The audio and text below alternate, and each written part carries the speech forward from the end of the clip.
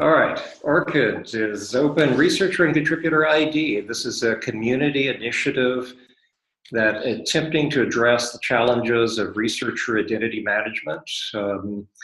Believe it or not, the name that your parents gave you with all the love and consideration is almost worthless in a machine-driven age of the internet. And to find your name as a scholar out on PubMed, where there may be tens of thousands of Smiths, the mighty tribe of Smith, electronic artifices are needed to help you along the way. And the ORCiD is the best solution that the library science community, the research community writ large has come up for. There are other researcher profiling networks out there, but this one is free. There are over 4 million people that have taken advantage of it, and it is more and more recognized by the large publishers, the grant agencies, and others. And we recommend this as the place where you, as a scholar, as a young scholar, start your career as becoming an agent and not just a passive victim of the internet and internet searches. Okay, an ORCiD ID, which is kind of the point. This is a globally unique URL that points to an online profile. The manager of the profile is not Grace or me, but it's you. You're the one that owns the profile. You put whatever information that you want in it. This is your public academic identity. You can make it very smart if you follow these simple rules and few.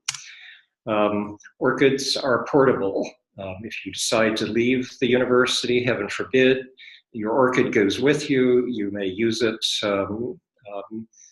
We're seeing more and more former students at JMU that are creating ORCiDs, students who were in the Department of Biology in 1975, and their ORCiD has traveled with them out into the world, but it's still reflecting and cementing their identity with JMU, and that's part of the benefit of this researcher profiling. It's not only to help you, but it also helps the visibility, the luster of the university. ORCiDs make the search engines like Google and company keep your name and your publications linked together. Machine indexing of online sources depends upon the goodwill and pleasure of the major search engines at the moment. Google and company index the bejeebers out of ORCiD profiles, so they will come up very, very high in searches. So if you create an ORCiD, if you fill your profile as a CV, you keep it up to date and you use it, you will get the best possible results, the best mileage out there as you can as a publishing scholar. And that's rather the point. So who wants your ORCiD? A whole bunch of entities want your ORCiDs. All of the major publishers that I'm aware of, Nature, Science, Elsevier, Springer, Oxford, Wiley, organizations like the Department of Energy, the National Institute of Health, the FDA, the Wellcome Trust, the list goes on and on. All of these entities will take your ORCiD ID and use it when you submit your article, when you submit your grant out there. And once that's done, there's no serious possibility of confusing this Grace Barth with any other Grace Barth out there who may have an ORCiD. That's the genius of this system. A number of these publishers now require, you simply cannot publish with them until you have submitted your ORCiD. With others, it's voluntary. They highly recommend it. Nature will pursue you relentlessly with emails asking you, don't you really want to create an ORCiD and add it to your profile? It's very much the smart thing to do. But since you work at JMU and you're getting a degree here, your ORCiD profile creates a linkage between who you are, what you have produced, and the institution that's sponsoring you in some way. And that ultimately is going to benefit the university in ways that I think and we don't really understand all of the ways. Right now, there are between 300 and 400 ORCID profiles that I can link definitively to the university. We have some faculty that have created profiles that haven't listed JMU as either their employer or their educational sponsor. Please, if you create a profile, make sure that JMU is part of that profile. I'll show you in a few minutes how to go about doing that. Remember, James Madison wants you to get an ORCID. He told me last night. We have a series of LibGuides that will show you where to go to create an ORCID. There is an excellent 4.70-minute video that will describe in very appetizing detail what an ORCID is about, how it's used, kind of ways that it will disambiguate your name. We have a page that will take you out, help you set up the ORCID, explain what it's about. The former provost, Jerry A. Benson, wrote an excellent letter describing to the faculty why he believed that this was an essential part of your scholarship. Please read that. That's on a page devoted specifically for faculty. There are flyers. There's single sheet, double-sided flyers that you can print off that will describe what the ORCID is about, how to create integrations of different kinds. All of these are available on our LibGuides. I think you can see the address at the top, guides.lib.jmu.edu/ORCID. And this stunning presentation, by the way, is on my selected works gallery page. And I can add that I set up my ORCID number now, and it was really easy. Yes. So if you go to this link, it's really done in no time. Just looking around and playing with it. That's right. You can set up an ORCID profile within a matter of about 30 seconds. It would probably take you 20 minutes to fill out the information decently the way you would a CV, but then the benefits start rolling in. So when you first set up your ORCID profile, you will need to write down the ID or the password that you used for that. But once that's done, you can go back to it. And when you're challenged in the edit screen to use your personal account, you can choose institutional account. And if you do that, you can log into your ORCID using your JMU shibboleth EID and password. You will no longer need to be burdened with having yet one more password out there to remember along the way. And I highly recommend that everyone use this as their means of getting in and out of the ORCID. I wanted to take you out to this chap's ORCID. He's in the Department of Biology, and show you how he has integrated his ORCID with his different publications and open access sources, and how much work that he is not doing by using his ORCID and making the various systems work for him. Let me see if I can take you out there. I'm probably going to have to set up a new screen share, so hang on, please.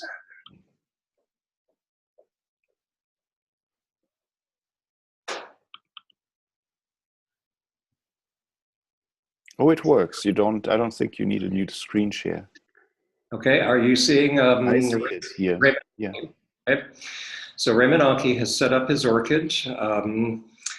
What you see, as you see in your own ORCID, would be his name. By the way, you can create an ORCID profile without putting your name in. Please put your human readable name in there. It kind of defeats the purpose. Yeah. He's added various keywords. Doubtful that the search engines pay much attention to them, but by all means put them in. You will notice under his websites, he's added his selected works page.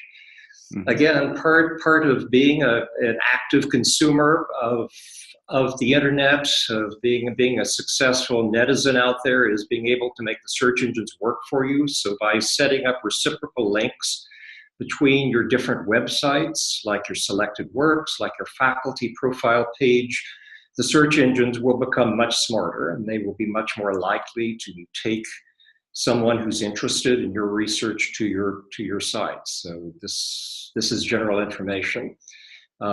His educational profile has been filled out. Employment, thank you very much, James Madison University. He's assistant professor of biology, but the thing that I'm most interested in our young faculty seeing are the works. Mm-hmm. So when you create a work in ORCiD, you can set up an automatic harvest between a variety of metadata and publishing aggregators out there. Crossref is a metadata aggregator out there. It maintains something called a DOI, Digital Object Identifier, which most publishers now use. When you set up your ORCiD profile, you're given an option at the works to enter these reciprocal relationships with the likes of Crossref, with the likes of PubMed Central, with the likes of Scopus, Web of Science, Researcher ID. Once that's done, once the agreements are made, anytime that a publication of yours appears in these sources, it is automatically pushed into your ORCiD profile. So when we look at the record here and we see source Crossref, what this tells me is Raymond Anke has published his work with the periodical here. I can't tell what it is by the nature, but I can see the title. Once the publisher submitted that metadata, the DOI was written to it, Crossref looked into its heart and said, I have a reciprocal relationship with this ORCiD holder. I'm going to push that metadata into his file. Presto changeo, his work is suddenly in his ORCiD profile. He didn't have to do anything. He just sat back and saw the lovely email that came in the door that said, your article has been submitted. If you click on the DOI, it will take you out to whatever landing page the publisher wants you to find for that work. Looking down a little further in his publications, we see European PubMed Central. In the biological sciences, in many cases, if you have a grant-funded research, you're required to make your research openly accessible through publishing in one of the PubMed Centrals. So again, Raymond has set up a reciprocal relationship with this resource. So when he submitted his article to the journal and it was accepted, the journal turned around and pushed his metadata and added it to his account. So all I have to do is hit the URL, and there is his article. And it's the entire article because it's open access. I can download it. I can download it as a PDF, or I can read it online as a living resource. Mm-hmm. This is an incredibly smart thing for you to do. You as a young academic is to create these reciprocal relationships and let ORCiD work for you. Raymond didn't sit up late last night typing in, double keying all of this information into his profile. He's letting these services work for him. By doing that, by allowing the services to add these active URLs, again, he's making the search engine smarter by essentially doing nothing except a one-time. I found this very useful too when I set up my own ORCiD. Yes. That I could click on, I think it was Crossref, and see whether they had all my publications and then just say, okay, add them. So I didn't have to type them in. So basically it's like an instant short CV that you get that gets updated on its own, and you don't have to, you want to check once something comes out whether it updates. That's really neat. That's exactly right. If you publish in obscure places, the publishers probably will not have the relationship with ORCiD, so you'll need to enter that manually. But in the case of Raymond Anke, who seems to have all of his works in either PubMed Central or accessible through the DOI, these reciprocal relationships have allowed his scholarship to be accumulated here in this profile. At any point, he could turn off that relationship if he didn't like it. At any point, you can edit out and change manually how any of these works appear. You have complete control over your profile. One thing that I also found interesting was that he didn't do this, but you can add a short narrative at the top, like a brief biography or summary of your work. So you have some control over that as well. Yes, you can.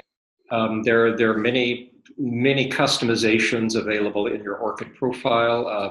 I've seen the biography narrative used very skillfully, especially by academics who have slightly unconventional careers. We have a former JMU student who went on, he's teaching in the field of theater, and wrote just a stunning narrative out there that describes his career path and how he got where he is. And it very much complements the profile. For the work section in the ORCiD, it's set up to deal with conventional artifacts that we as scholars that we recommend, that your tenure committee recognizes, but you can also submit things such as blogs and patents, metadata standards. If you have artistic performances and those make sense as part of your academic profile, all of those can be added here. The ORCiD profile does not have full text, so there's no copyright issues of any kind. It's just metadata. You can add links or metadata from any resource.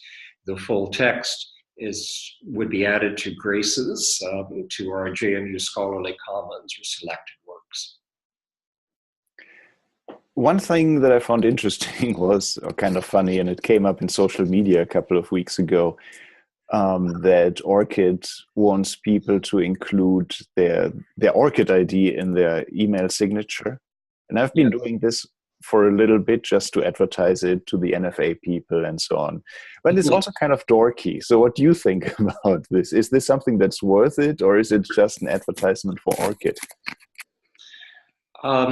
When I include my ORCiD ID in my email signature, I'm doing that because I'm using it as my primary website. When I want a stranger to find out about Stephen W. Holloway, that's the place that I want them to go. If you want them to go to a personal website or some other place, or you want them to go to your selected works gallery, then that's the signature that I would use. You have that option, and a number of the librarians here under duress maybe have added that to their email signatures, and I haven't heard any complaints. So yeah, be a geek, embrace geekishness, and add it. Well, usually anyway. All right, thanks a lot. Anything else that we should add about ORCiD?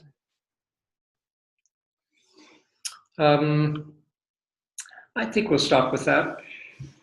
Very good. Thank you so much for letting us know about ORCiD and also the Scholarly Commons, Grace.